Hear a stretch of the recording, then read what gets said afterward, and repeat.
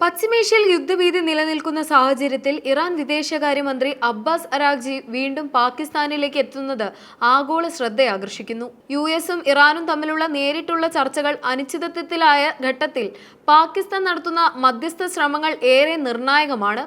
വെള്ളിയാഴ്ചയാണ് ഇറാൻ വിദേശകാര്യമന്ത്രി അബ്ബാസ് അരാഗ്ചിയും സംഘവും പാകിസ്ഥാനിലെത്തിയത്.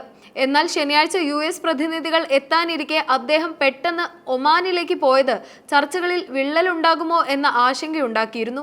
എന്നാൽ റഷ്യൻ സന്ദർശനത്തിന് മുൻപായി അദ്ദേഹം വീണ്ടും ഇസ്ലാമാബാദിലേക്ക് തന്നെ മടങ്ങിയെത്തുമെന്ന് ഇറാന്റെ ഔദ്യോഗിക വാർത്താ ഏജൻസിയായ IRNA സ്ഥിരീകരിച്ചു.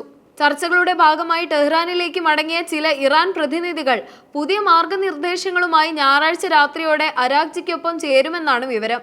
ഇത് ചർച്ചകളിൽ ഇറാന്റെ ഭാഗത്തു നിന്നുള്ള പുതിയ നിർദ്ദേശങ്ങൾ ഉണ്ടാക്കുമെന്ന സൂചന നൽകുന്നു. അമേരിക്കൻ പ്രസിഡന്റ് ഡൊണാൾഡ് ട്രംപ് തന്റെ പ്രതിനിധികളായ സ്റ്റീവ് വിറ്റ്കോഫിനെയും ജാരദ് കഷ്നറെയും സമാധാന ചർച്ചകൾക്കായി പാകിസ്ഥാനിലേക്ക് അയക്കാൻ തീരുമാനിച്ചിരുന്നെങ്കിലും ഇറാൻ സ്വീകരിച്ച കർശന നിലപാട് ഈ നീക്കത്തിന് തിരിച്ചടിയായി. അമേരിക്കയുമായി നേരിട്ട് ചർച്ചയ്ക്കില്ലെന്ന ഇറാന്റെ പ്രഖ്യാപനത്തെ തുടർന്ന് ട്രംപ് ഈ യാത്ര റദ്ദാക്കുകയായിരുന്നു. ഇതിനു പിന്നാലെ ഇറാൻ പ്രതിനിധികൾ സമാധാനം വേണമെന്നുണ്ടെങ്കിൽ എപ്പോൾ വേണമെങ്കിലും യുഎസിനെ ബന്ധപ്പെടാമെന്നും അവർക്ക് ചർച്ചയ്ക്കായി വരാമെന്നും ട്രംപ് തന്റെ സോഷ്യൽ മീഡിയ പ്ലാറ്റ്ഫോമായ ട്രൂത്ത് സോഷ്യലിൽ കുറിച്ചു. ഇരു രാജ്യങ്ങളും തമ്മിൽ നേരിട്ടുള്ള ചർച്ചകൾക്ക് ഇറാൻ വിമുഖത കാണിക്കുന്നത് മധ്യസ്ഥ ശ്രമങ്ങൾക്ക് നേതൃത്വം നൽകുന്ന പാകിസ്ഥാനെ സംബന്ധിച്ചിടത്തോളം വലിയ നയതന്ത്ര വെല്ലുവിളിയാണ് ഉയർത്തുന്നത്. പശ്ചിമേഷ്യയിലെ സുരക്ഷാ സാഹചര്യങ്ങൾ ചർച്ച ചെയ്യുന്നതിനായി ഇറാൻ വിദേശകാര്യമന്ത്രി അബ്ബാസ് അരാഗ്ചി പാകിസ്ഥാൻ സൈനിക മേധാവി ജനറൽ അസിം മുനീർ, പ്രധാനമന്ത്രി ഷഹബാസ് ഷെരീഫ്, വിദേശകാര്യമന്ത്രി ഇഷാഖ് ദർ എന്നിവരുമായി നിർണായക കൂടിക്കാഴ്ച നടത്തി.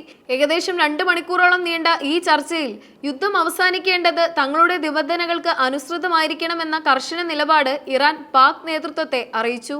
ഈ നയതന്ത്ര നീക്കങ്ങളിൽ അമേരിക്കയ്ക്കും ഇറാനും ഇടയിൽ വിവരങ്ങൾ കൈമാറുന്ന ഒരു പാലമായി പ്രവർത്തിച്ചുകൊണ്ട് മേഖലയിലെ സമാധാനം വീണ്ടെടുക്കാനുള്ള സുപ്രധാന മധ്യസ്ഥ പങ്കാണ് പാകിസ്ഥാൻ വഹിക്കുന്നത്. നിലവിൽ പശ്ചിമേഷ്യയിൽ സമാധാനത്തിനായുള്ള നയതന്ത്ര നീക്കങ്ങൾ സജീവമാണെങ്കിലും അവ വിജയത്തിലെത്തുന്നതിന് നിരവധി തടസ്സങ്ങൾ നിലനിൽക്കുന്നുണ്ട്. ഇതിൽ ഏറ്റവും പ്രധാനപ്പെട്ടത് അമേരിക്കയും ഇറാനും തമ്മിൽ നേരിട്ടുള്ള ചർച്ചകൾക്ക് തയ്യാറാകുന്നില്ല എന്നതാണ്. ഇരു രാജ്യങ്ങളും തമ്മിലുള്ള കടുത്ത അവിശ്വാസം കാരണം മധ്യസ്ഥ രാജ്യങ്ങൾ വഴി മാത്രം വിവരങ്ങൾ കൈമാറുന്നത് ചർച്ചകളുടെ വേഗതയും ഫലപ്രാപ്തിയെയും കാര്യമായി ബാധിക്കുന്നു. ഇതിനോടൊപ്പം തന്നെ ഇസ്രായേൽ ഉയർത്തുന്ന നിലപാടുകളും ഈ മേഖലയിലെ സുരക്ഷാ സാഹചര്യങ്ങളെ സങ്കീർണമാക്കുന്നു. ഇസ്രായേലിന്റെ സൈനിക നീക്കങ്ങളും രാഷ്ട്രീയ താൽപര്യങ്ങളും പലപ്പോഴും വെടിനിർത്തൽ ചർച്ചകളെ പ്രതിരോധത്തിലാക്കുന്നു. കൂടാതെ മുൻപ് നിലവിലുണ്ടായിരുന്ന ആണവ കരാറുകളിൽ നിന്നും മറ്റും അമേരിക്ക ഏകപക്ഷീയമായി പിന്മാറിയ ചരിത്രം ഇറാന്റെ വിശ്വാസ്യതയെ മുറിപ്പെടുത്തിയിട്ടുണ്ട്. തങ്ങൾ മുന്നോട്ട് വയ്ക്കുന്ന നിബന്ധനകൾ ഭാവിയിൽ ലംഘിക്കപ്പെടില്ല എന്ന് ഉറപ്പില്ലാത്തതിനാൽ പുതിയൊരു കരാറിൽ ഏർപ്പെടാൻ ഇറാൻ മടിക്കുന്നത് ചർച്ചകൾക്ക് വലിയൊരു പ്രതിസന്ധിയായി തുടരുന്നു. അബ്ബാസ് അരാഗ്ചിയുടെ തിരിച്ചുവരവ് സമാധാന ശ്രമങ്ങൾക്ക് പുതിയ പ്രതീക്ഷ നൽകുന്നുണ്ടെങ്കിലും യുഎസുമായുള്ള നേരിട്ടുള്ള ചർച്ചകൾ നടക്കാതെ ഒരു ശാശ്വത പരിഹാരം ഉണ്ടാകുമോ എന്നത് സംശയമാണ്. പാകിസ്ഥാൻ ഏർപ്പെടുത്തിയിരുന്ന കർശന നിയന്ത്രണങ്ങൾ ലഘൂകരിച്ചത് ചർച്ചകൾ പോസിറ്റീവ് ദിശയിലാണെന്നതിന്റെ സൂചനയായി കണക്കാക്കാം. പശ്ചിമേഷ്യയിലെ യുദ്ധ സാഹചര്യം ഒഴിവാക്കാൻ ആഗോള സമൂഹത്തിന്റെ ഇടപെടൽ ഈ ഘട്ടത്തിൽ അത്യന്താപേക്ഷിതമാണ്. ചുരുക്കത്തിൽ പശ്ചിമേഷ്യയിലെ യുദ്ധഭീതി അകറ്റാനുള്ള നിർണായകമായ ഒരു ഘട്ടത്തിലാണ് നിലവിൽ നയതന്ത്ര ചർച്ചകൾ മുന്നോട്ടു പോകുന്നത്. ഇറാൻ വിദേശകാര്യമന്ത്രിയുടെ പാകിസ്ഥാൻ സന്ദർശനവും തുടർന്നുണ്ടായ സംഭവ വികാസങ്ങളും സമാധാനത്തിനായുള്ള കഠിനമായ ശ്രമങ്ങളെയാണ് സൂചിപ്പിക്കുന്നത്.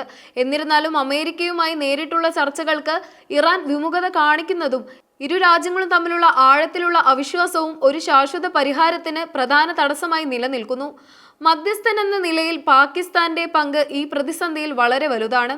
ആഗോള ശക്തികൾക്കിടയിൽ സന്തുലിതാവസ്ഥ നിലനിർത്തിക്കൊണ്ട് മേഖലയിൽ സമാധാനം കൊണ്ടുവരാൻ പാകിസ്ഥാന് സാധിക്കുമോ എന്നത് വരും ദിവസങ്ങളിലെ നീക്കങ്ങളെ ആശ്രയിച്ചിരിക്കും.